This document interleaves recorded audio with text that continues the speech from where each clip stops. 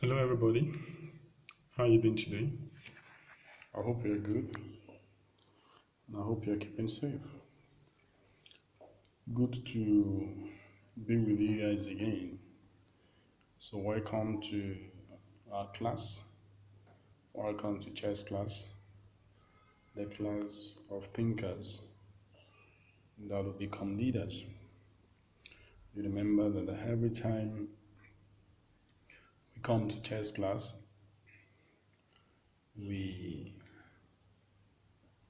work together to stimulate our thinking so that we can make right decisions and very informed decisions make or engender great results.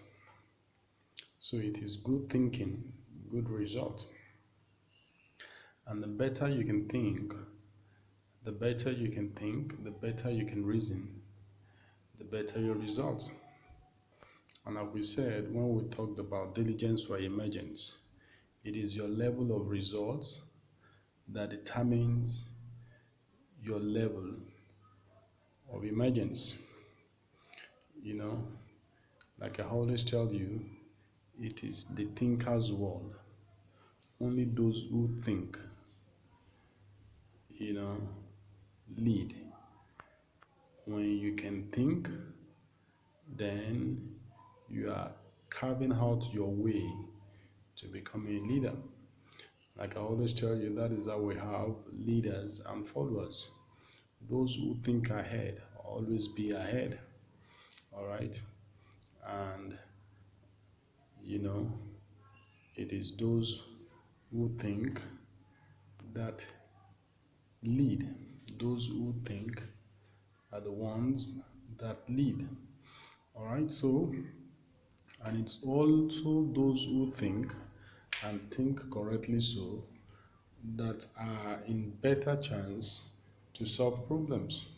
So your solving problems is what guarantees, all right, your place in leadership. Leadership is all about identifying problems and solving them.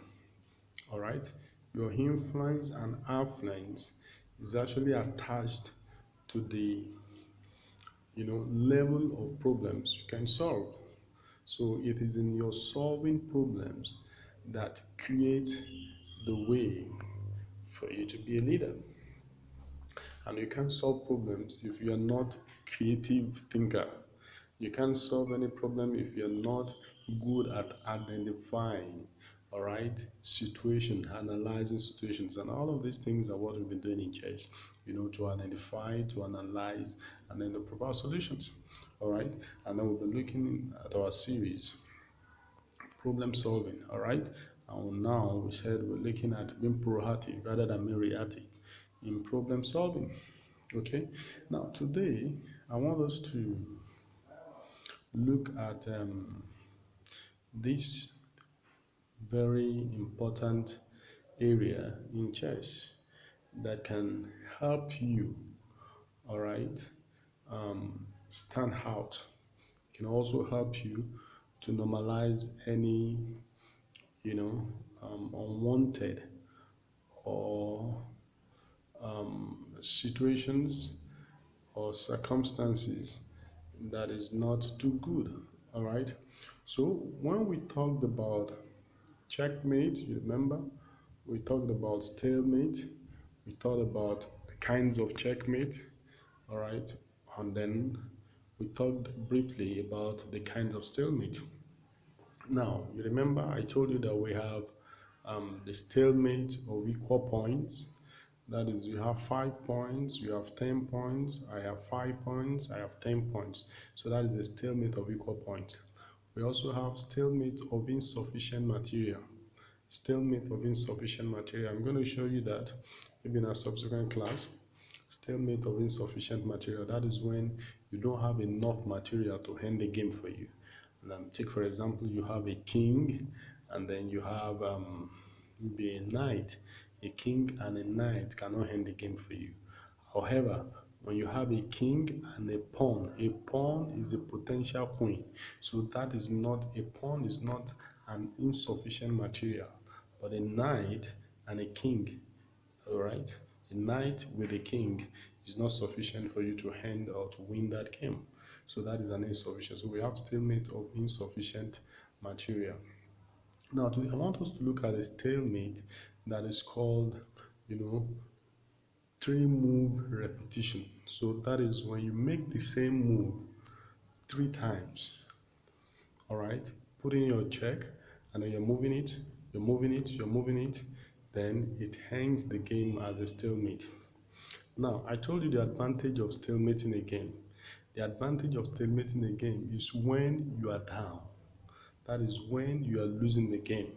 So instead of losing the game and getting out outrightly, then you can still get a point out of it. You can still get a point out of it. All right, that is the essence of stalemating a game, and that is the essence of stalemate in chess.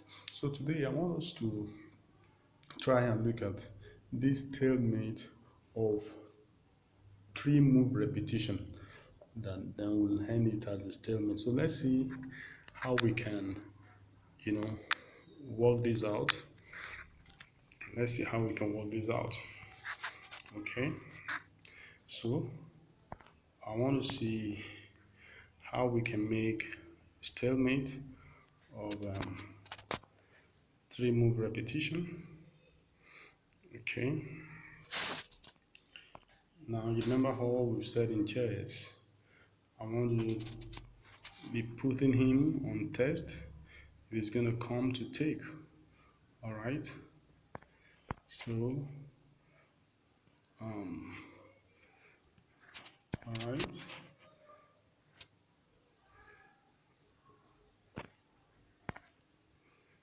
so let's see how it goes. Okay, now you can see he has castled, and then I'm going to be giving him bait to see what he can do.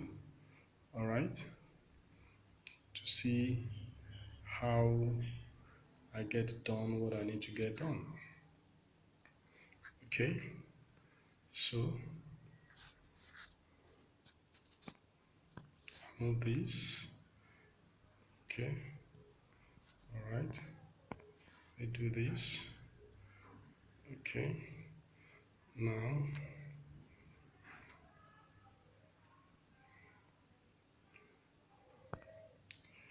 I do this. Okay, and let's see how it goes. Okay, now let's assume I play this. Okay, now you can see that you have to be vigilant. All right, I do this. Okay, all right, now you can see he's trying to come and get me. Okay, that rook is coming to get my bishop.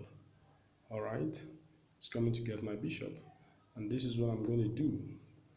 Now if he gets my bishop, okay, I want to see what I can play that I can put in there to save my bishop.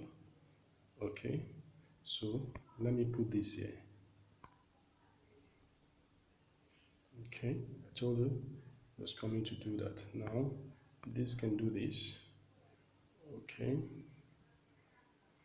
okay, now it's also coming for my queen, but I can take that off. All right, I can take that off. I can take that off. Okay,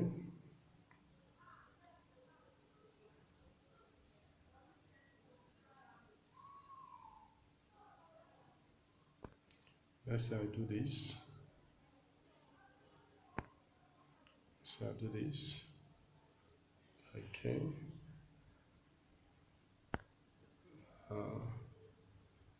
so I do this. Okay, now I can do this. All right, gotten the queen out of the way. Okay, now let's do this. Okay, now I can do this. Okay, now look at this. If I put my queen down there, it's gonna be a checkmate. It's gonna be a checkmate. But I just want to show you, I want to show you how we can do, you know, a stalemate of repeated moves. I've positioned my pieces very well to get a checkmate here, but I just want to show you how you can do, you know, a stalemate of 3 move repetition. All right, a stalemate of 3 move repetition. Okay, a stalemate of 3 move repetition, and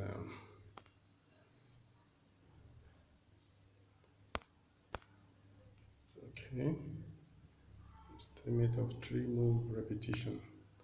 That is what I want to show you. Let's see how you can do that. Okay, so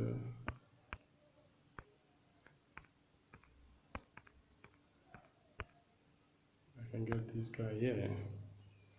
Okay, he has no option. Okay, I can move down here. Okay, then I can get this guy off. Now I want to see the stalemate of 3 move repetition. Let's see how we can do it. Okay, let's see how we can do it. 3 move repetition. Okay, 3 move repetition. Okay, move repetition. If you're not careful, it's going to end as a stalemate, and that is what I'm showing you. It's going to be the advantage of the loser because you don't know what to do. Okay, now look at that. This will be the 3rd move. This will be the 3rd move now. Okay, to do a stalemate of repetition. Stalemate, can you see that? Can you see that? It's the stalemate of 3-fold repetition. That is a stalemate of 3-fold repetition. Okay, thank you so much. I hope you get it, and I'll see you in the next class. Thank you.